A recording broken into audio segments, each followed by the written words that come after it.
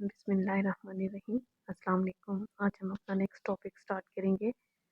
Topic का नाम है ageing with paediatric onset disability and diseases, childhood onset spinal cord injury, mortality using data from the National Spinal Cord Injury Statistical Center over a 30-year period. It has been determined that life expectancy for adults injured as children appear to be slightly lower than that of those with comparable functional levels incurred through the spinal cord injury as adults. इसमें एक research के according हमें पता चला है कि वो adults जिनको बचपन में स्पाइनल कार्ड इंजरी हुई थी उनका जो मोर्टेलिटी रेट है वो कम है एज़ कम्पेयर टू एडल्ट्स जिनको एडल्टहुड में ही स्पाइनल कार्ड इंजरी होती है. More specifically, for those injured at a young age with incomplete injuries and minimal deficits, there is about 83% chance of normal life expectancy, and for those with high cervical injuries without vent dependence, the estimate is about 50% of normal. Spinal cord injuries एक तो reason के according very करती है कि वो किस reason में spinal cord इंजर है. सर्वाइकल में हो सकता है, थोरेसिक रीजन में, लंबर रीजन में, सैक्रल और कॉक्सीजियल रीजन में. स्पाइनल कार्ड इंजरी का लेवल जितना हाई होगा हमें कॉम्प्लिकेशंस, सिम्टम्स, साइंस उतने ही वर्स मिलेंगे, और जितना स्पाइनल कार्ड इंजरी का लेवल लो होगा हमें मिनिमम कॉम्प्लिकेशंस मिलेंगी. सेकंड चीज़ होता है कि स्पाइनल कार्ड इंजरी कंप्लीट है या इनकम्प्लीट है. अगर तो कंप्लीट इंजरी है तब भी हमें वर्स्ट सिम्टम्स मिलेंगे, और अगर इनकम्प्लीट है तो इनकम्प्लीट में फिर हम देखेंगे कि सेंसरी जो सेंसेशन है वो कितनी कम्प्रोमाइज्ड है, और जो मोटर है वो कितना कम्प्रोमाइज्ड है. वो फिर हम मायोटोम डर्माटोम्स के अकॉर्डिंग स्पाइनल कार्ड इंजरी का लेवल डिटरमिन करते हैं, और उसी पे हम प्रोग्नोसिस जो है वो बनाते हैं. तो इसमें वही बताया हुआ है जो यंग एज में और इनकम्प्लीट इंजरीज के साथ होते हैं विद मिनिमल डेफिसिट, उनमें नॉर्मल लाइफ एक्सपेक्टेंसी 83% होती है, और जिनका थोड़ा सा लेवल हाई होता है जैसे सर्वाइकल इंजरीज हैं लेकिन वो वेंट पे नहीं होते, तो उसमें जो नॉर्मल हमारे पास एक्सपेक्टेंसी है, लाइफ एक्सपेक्टेंसी, वो 50% है. अगर तो पेशेंट्स वेंट पे होते हैं तो उनमें लाइफ एक्सपेक्टेंसी कम हो जाती है, क्योंकि उनके जो लंग मसल्स होते हैं, स्पेशली जो डायफ्राम होता है, वो भी कॉम्प्रोमाइज्ड होता है. नेक्स्ट हम देखेंगे life satisfaction. Adults with childhood onset spinal cord injury show relatively high satisfaction with life and relate this to independent living, education, income, satisfaction with employment and social recreation opportunities. वही चीज़ आ गई वो adults जो childhood में जिनको spinal cord injuries होती हैं उनमें हमें लाइफ सेटिस्फेक्शन थोड़ी अच्छी मिलती है. वो इंडिपेंडेंट लिविंग की तरफ होते हैं, एजुकेशन भी अच्छी होती है, इनकम, सेटिस्फेक्शन विद एम्प्लॉयमेंट, ये सारी चीज़ें हमें मिल रही होती हैं adult with childhood onset spinal cord injuries में. Medical complications adversely affect satisfaction, especially presence of pressure ulcers, severe UTIs, urinary tract infections and spasticity. अगर तो स्पाइनल कार्ड इंजरीज की वजह से कुछ कॉम्प्लिकेशंस हैं जैसे कि प्रेशर अल्सर्स हो जाते हैं स्पाइनल कार्ड इंजरी में. क्यों? क्योंकि पेशेंट बेड बाउंड होता है, और जितनी भी हमारी बोनी प्रोमिनेंसेस होती हैं वो वहाँ पे प्रेशर अल्सर्स डेवलप हो जाते हैं. या फिर सीवियर यूटीआईज, वही चीज़ आ गई अगेन, बेड रिडन पेशेंट्स हैं तो उसमें वेट होने के चांसेस ज़्यादा होते हैं जो लीड करेगा यूटीआईज को, और उसमें ठीक से हाइजीन भी मेंटेन नहीं हो सकती बेड रिडन पेशेंट्स में. और स्पास्टिसिटी अगेन वही चीज़, पेशेंट बेड रिडन है, इमोबिलाइज है, कोई मसल वर्क नहीं है, तो ये चीज़ अगर तो प्रोलॉन्ग टाइम के लिए होगा तो लीड करेगी स्पास्टिसिटी को. जितनी ज़्यादा कॉम्प्लिकेशंस होंगी हो सकता है उसका सेटिस्फेक्शन लेवल उतना कम्प्रोमाइज्ड हो. अगर कॉम्प्लिकेशंस नहीं है या कम है तो फिर सेटिस्फेक्शन लेवल हमें अच्छा मिलेगा. Those with paraplegic are more satisfied than those with tetraplegia, and there appear to be no gender difference. अब टाइप्स हैं फिर हमारे पास।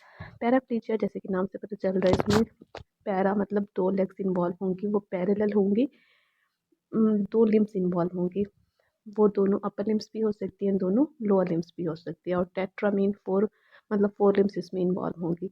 एक और टर्म होती है क्वाड्रिप्लेजिया, उसमें भी 4 लिम्स इन्वॉल्व होती हैं, प्लस जो हमारे ट्रंक मसल्स होते हैं वो भी वीक होते हैं। और इसी के पैरेलल एक टर्म यूज़ हम करते हैं मोनोप्लीजिया। मोनो मीन 1, तो इसमें कोई एक लिम्ब जो है वो अपर लिम्ब भी हो सकता है, लोअर भी हो सकता है, राइट या लेफ्ट साइड का कोई एक इन्वॉल्व होगा। और हेमीप्लीजिया में हमें राइट साइड या फिर लेफ्ट साइड कॉम्प्रोमाइज्ड मिलती है। तो इसी तरह ये कंपेयर किया हुआ है यहाँ पे, जो पैराप्लीजिक पेशेंट्स होते हैं वो ज़्यादा सेटिस्फाइड होते हैं than those with the tetraplegia. और इसमें हमें कोई जेंडर डिफरेंस नहीं मिलता। Depression symptoms have been reported in adults with childhood onset spinal cord injury and are associated with medical complications, social participation and incomplete injury। एक और चीज़ जो हमें SCI के पेशेंट्स में मिलती है वो डिप्रेशन है। रीज़न वही होती है कॉम्प्लिकेशंस, सोशल पार्टिसिपेशन में थोड़ी रिस्ट्रिक्शन होती है। Life satisfaction is not associated with the level of injury, age at injury or years with disability. ये वही टर्म्स हो गए जो अभी हमने डिस्कस की थी। पैराप्लीजिया, इस पिक्चर में हम देख सकते हैं बोथ अपर लिम्ब इन्वॉल्व हैं, अगर बोथ लोअर लिम्ब इन्वॉल्व होंगे तब भी ये पैराप्लीजिया होगा। हेमीप्लीजिया मतलब इसमें राइट साइड या फिर लेफ्ट साइड बॉडी की इन्वॉल्व होती है। टेट्रा मीन्स 4 लिम्स इन्वॉल्व होंगे, और क्वाड्री में ट्रंक मसल्स भी साथ इन्वॉल्व होते हैं। मोनोप्लीजिया में कोई एक लिम्ब इन्वॉल्व होगा। नेक्स्ट हम देखेंगे सिम्टम्स स्पाइनल कार्ड इंजरी के साथ साथ जो हमें मिल रहे होते हैं यूरोलॉजी और nephrology related symptoms. The most common reported health complications for adults with childhood onset spinal cord injury was UTI. ये चीज़ अभी भी हमने देखी थी, यूटीआई, प्रेशर अल्सर्स और spasticity. Adults with childhood onset spinal cord injury also frequently receive reconstructive lower track surgeries. However, the decision factors determine best treatment options have not been determined. There are studies reviewing specific interventions, but there is no information regarding long-term effectiveness of the surgical options। UTI होने की वजह से बहुत सारे जो patients होते हैं SCI के साथ वो रिकन्स्ट्रक्टिव सर्जरीज करवाते हैं। Adults with the childhood onset spinal cord injuries have some association of urologic complications that relate to age or years with disability, and consequently regular urological follow-up is recommended। Next system हम देखें जो compromised होता है SCI के patients में, MSK musculoskeletal system। For adults with childhood onset spinal cord injury, pain at any site was most common complaint, and shoulder pain was noted in almost half of the respondents in interviews, as reported by Vogel et al. As we noted earlier, overuse syndrome must be considered, especially at the shoulder। अच्छा, musculoskeletal related जो most common complain patient करता है उसमें pen ही आ जाता है। Pen body के किसी भी रीजन में हो सकता है, लेकिन मोस्टली जो पेशेंट्स कंप्लेन करते हैं वो शोल्डर पेन कंप्लेन करते हैं। रीज़न क्या होती है शोल्डर पेन कंप्लेन करने की वजह से? मोस्टली इसमें जो लोअर लिम्ब होता है वो कॉम्प्रोमाइज़ होता है। लोअर लिम्ब कॉम्प्रोमाइज़ होने की वजह से पेशेंट जो अपना अपर लिम्ब है वो ज़्यादा यूज़ करते हैं, तो वो ओवर यूज सिंड्रोम की वजह से शोल्डर पेन आ रहा होता है।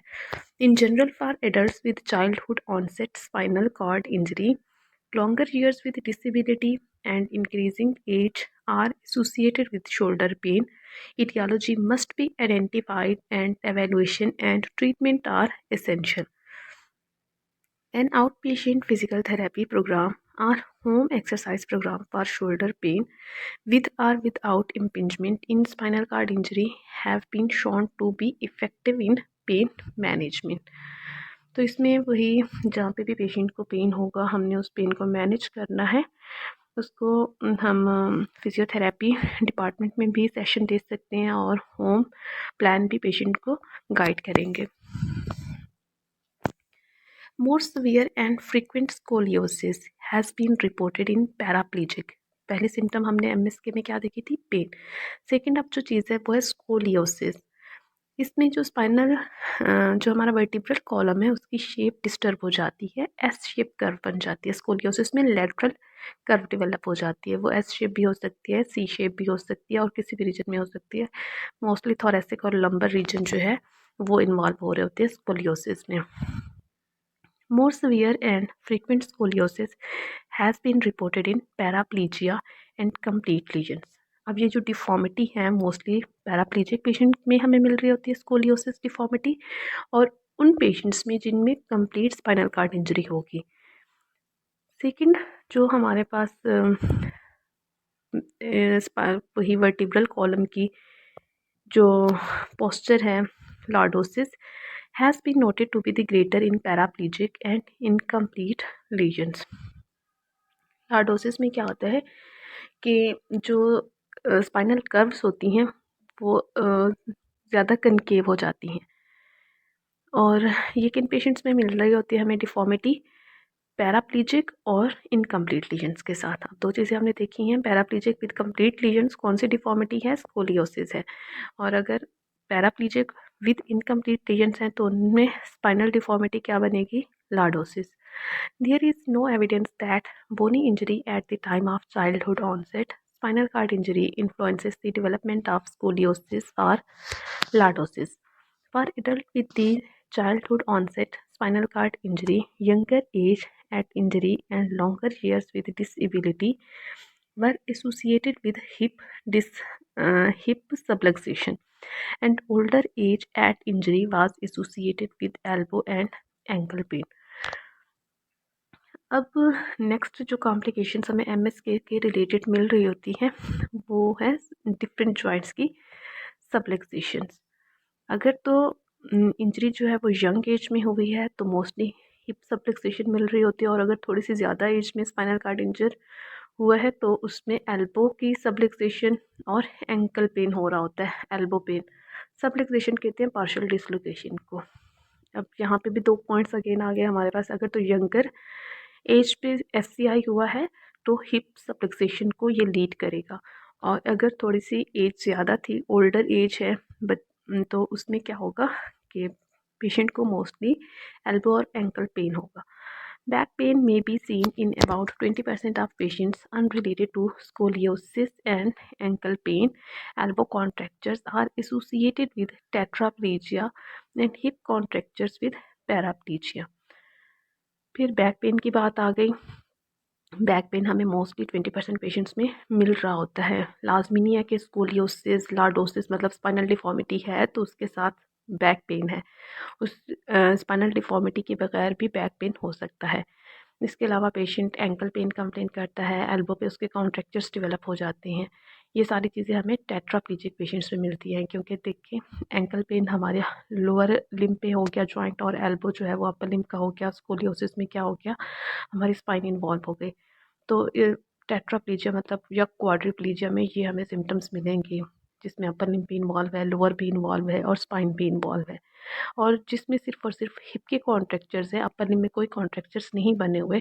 तो ये चीज़ पैराप्लीजिया में भी हो सकती है और हेमीप्लीजिया में भी हो सकती है. For those who walk presence of hip and knee pain should be question, and for any pain complain appropriate workup and management should be ensure.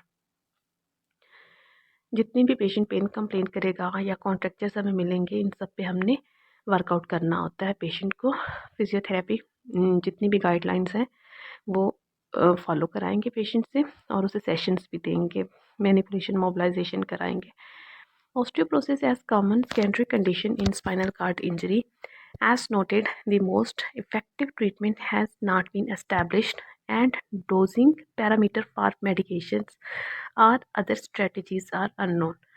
Again वही चीज़ कि पेशेंट इमोबलाइज्ड होगा, बेड रिटन होगा, वो कोई एक्टिविटी नहीं करेगा. जब वो कोई एक्टिविटी नहीं करेगा तो उसकी बोन्स जो हैं वो अंडर स्ट्रेस नहीं जाएंगी. जब वो स्ट्रेस में नहीं होंगी तो बोन की जो स्ट्रेंथ है वो आहिस्ता आहिस्ता कम होना स्टार्ट हो जाएगी, जो कि लीड करेगी ओस्टियोप्रोसिस को. Case series have advocated for the use of cycling with functional electrical stimulation to improve bone mineral density. Adults with childhood onset spinal cord injury report fractures associated with increasing age and longer year with disability. Those with lower cervical injuries tend to have more pathological fracture than other groups.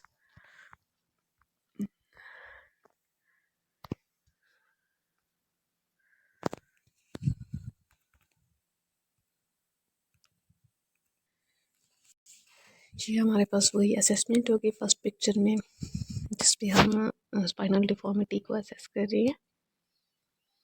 और ये different protocol, ये spine होगी हमारे पास, typical spine lateral view के साथ। और अगर हम एपी व्यू देखें तो इस तरह से स्पाइन हमें नज़र आएगी, लेकिन स्कोलियोसिस में हम देख सकते हैं लेटरल कर्व बना हुआ है, स्पेशली थोरेसिक रीजन में। नेक्स्ट सिस्टम अब हम देखेंगे न्यूरोलॉजिक सिस्टम। न्यूरोलॉजिक सिस्टम में जो मोस्ट कॉमन कॉम्प्लिकेशन आती है एससीआई के पेशेंट में वो है AD. AD stands for autonomic डिसरिफ्लेक्सिया।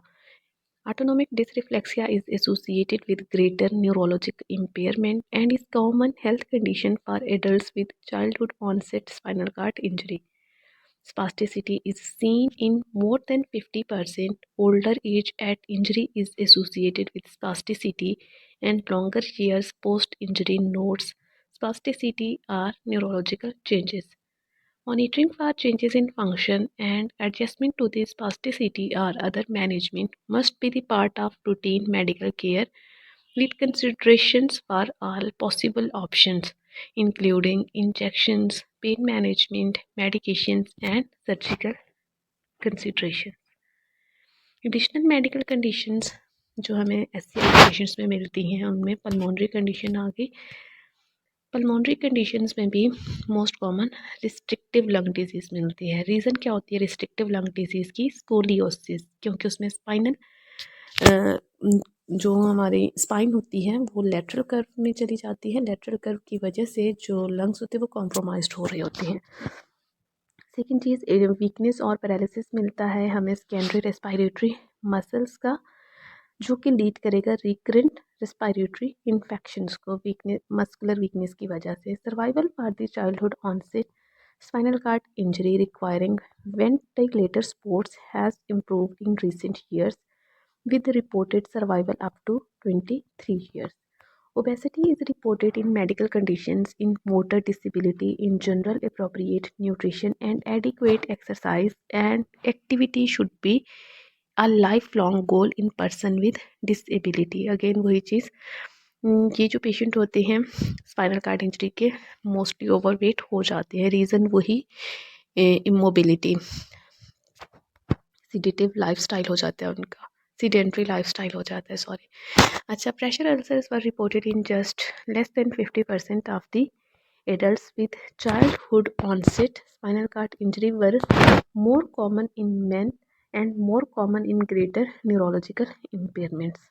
Bowel incontinence is reported in more than 50% of the adults with childhood onset spinal cord injury and is seen with older age and greater impairment, although not with increasing years with disability. Next जो complications हमें मिलती है वो है latex allergy, latex sensitization. Seen in the spinal cord injury, women are more commonly reported latex allergy. Osteoporosis, there is no published data about osteoporosis in adults with childhood onset spinal cord injury differing from adults with spinal cord injury. Treatment studies have included bisphosphonate and functional electrical stimulation exercises, although there is no definitive treatment suggested by the research findings.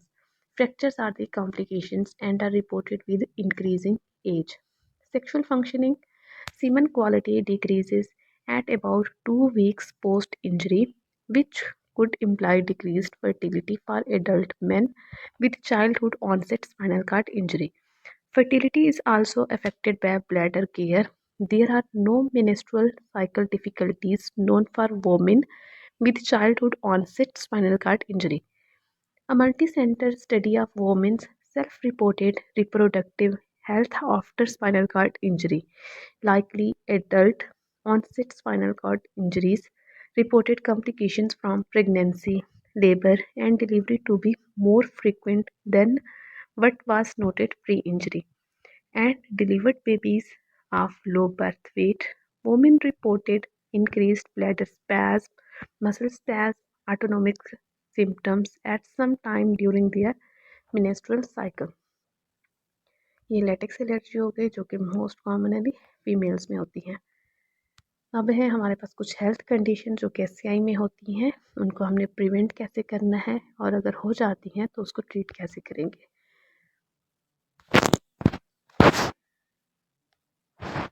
हम पहला system देखेंगे urologic या फिर renal disease. इसमें हमने complications देखी हैं। Renal related UTIs हो रही होती हैं, रीनल कैलकुलाई, रीनल स्टोन्स बन जाते हैं, इनकॉन्टिनेंस की कंप्लेन करता है पेशेंट और रिफ्लक्स होता है, यूरिन रिफ्लक्स। तो इसको प्रिवेंट हम कैसे करेंगे? रूटीन मॉनिटरिंग रखते हुए यूटीआई फ्रिक्वेंसी को चेक करेंगे, रीनल स्कैन्स कराएंगे, यूरोडायनामिक स्टडीज़ करवाएंगे, मेंटेन रूटीन यूरोलॉजी अपॉइंटमेंट्स। और अगर ये कॉम्प्लिकेशंस हो जाती हैं तो उनको ट्रीट कैसे करेंगे? appropriate management program, consideration of alternatives for treatment with change, consider neurological evaluation as cause. Second system musculoskeletal system है। इस पे हमने देखा था मस्कुलर एमएसके में मोस्ट नी पेन होता है पेशेंट को, बॉडी के किसी भी रीजन में हो सकता है लेकिन मोस्ट कॉमन शोल्डर में होता है। ओवरयूज सिंड्रोम की वजह से स्कोलियोसिस हो सकता है, लार्डोसिस जो कि हमने स्पाइनल डिफॉर्मिटीज़ देखी थी, ऑस्टियोप्रोसिस हो सकता है, बोन वीक हो जाती हैं जो कि लीड करती हैं पैथोलॉजिकल फ्रैक्चर्स को। तो इनको हम प्रिवेंट कैसे करेंगे? एमएसके सिम्टम्स को रूटीन एक्सरसाइजेस बताएंगे पेशेंट को, specially strengthening posterior shoulder, joint protection strategies बताएंगे, कैल्शियम और विटामिन डी सप्लीमेंट्स देंगे, एजुकेशन एंड फॉल प्रिवेंशन जो ट्रेनिंग है वो हम देंगे पेशेंट को। और अगर ये हो जाती हैं कंडीशंस तो फिर ट्रीट कैसे करेंगे? Focal musculoskeletal evaluation, modify equipment, possible power wheel chair, work place, biomechanics of the function, adjust orthosis and footwear. ये डिफरेंट एक्टिविटीज़ हैं हमारे पास एससीआई के पेशेंट्स में। जज़ाकल्लाह खैरन। Thank you so much. Next इंशाल्लाह मिलेंगे किसी और टॉपिक के साथ, तब तक के लिए अल्लाह हाफ़िज़।